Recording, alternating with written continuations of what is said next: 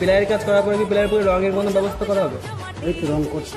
আচ্ছা, পিলারের কাজ করার বাইরে যেমন রঙের কাজ দেখলাম, ভেতরে কি তেমনই রঙের কাজ হবে? তেমনই রঙের কাজ হবে। আর লক্ষ লক্ষ শুনলাম তো লাইটিংয়ের যে ব্যবহার, সেগুলো তো হচ্ছেই। প্রথমে এখানে লোহার রডের স্ট্রাকচারের উপরে কিন্তু এখানে প্লাইবোর্ড গুলো বসানো হচ্ছে, তারপরে কিন্তু এখানে আঠার কাজ চলছে। আর এরপর এখানে এখানে দেখতে পাচ্ছ যে নাম্বারিংও করা আছে, এই নাম্বারিং অনুপাতেই কিন্তু লাইটগুলো ইউজ করা হচ্ছে। Hello guys, welcome to my channel, welcome to my another episode of blog tip. আর কলকাতা মানেই পুজো, মানেই কলকাতা।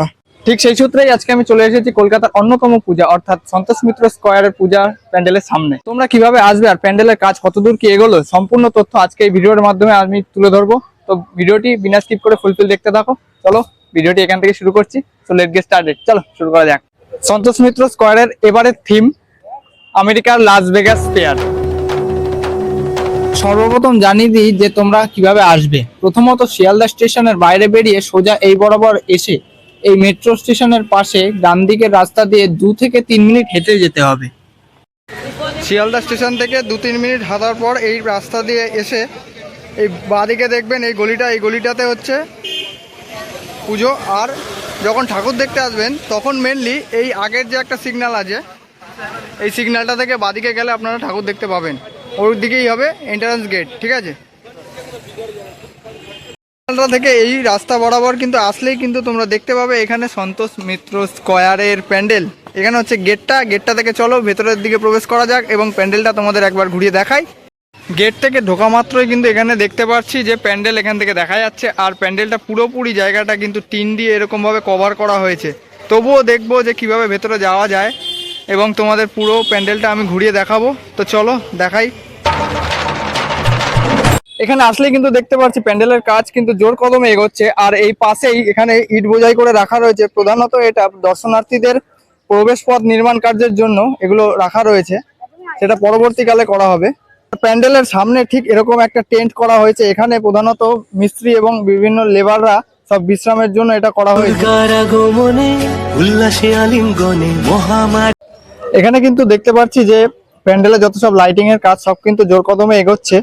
চেষ্টা করব তোমাদের একেবারে সামনে থেকে লাইটিং এর কাজগুলো সব দেখানো। দুর্গার আগমনে উল্লাসে আলিঙ্গনে মহামারী মুছে যাবে আজ। ঢাকের পিঠে পড়লো কাঠি, পুজো হোক জমজমাটি, নতুন সাজে সেজেছে আকাশ।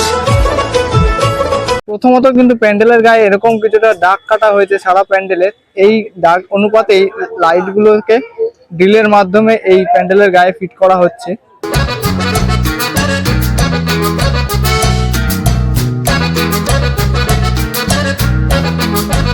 প্রথমত কিন্তু এখানে দেখতে পাচ্ছ যে একদম গ্রাউন্ডে এখানে কিন্তু রডের ব্যবহার করা হয়েছিল, তার উপর থেকে প্লাইয়ের ব্যবহার করা হয়েছে ঠিক এরকম ভাবে।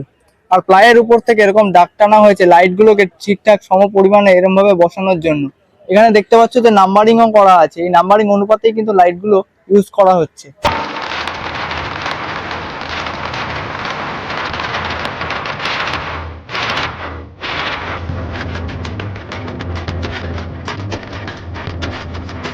প্যান্ডেলে লাইটের ব্যবহার করার পরই কিন্তু প্যান্ডেলের কাজ সম্পূর্ণ শেষ।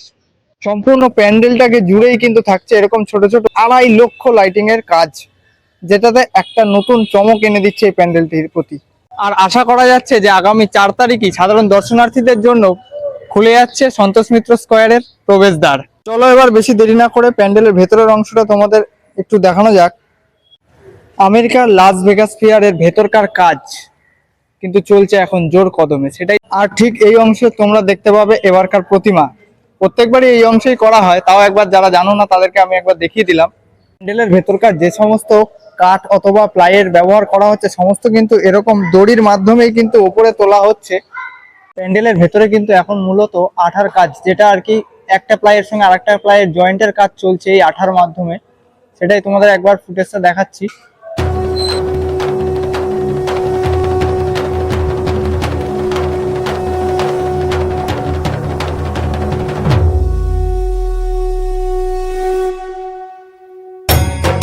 এখন করা হচ্ছে চারিদিকে আঠার কাজ, অর্থাৎ কাঠগুলো জোড়া লাগানো, কিন্তু এরপরে করা হবে কাঠের উপরে রং, তারপরে হবে 11টি লাইটের ব্যবস্থা, ঠিক আছে?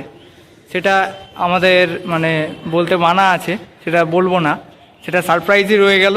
তোমরা এখানে এসে তারপরে দেখো, ঠিক আছে?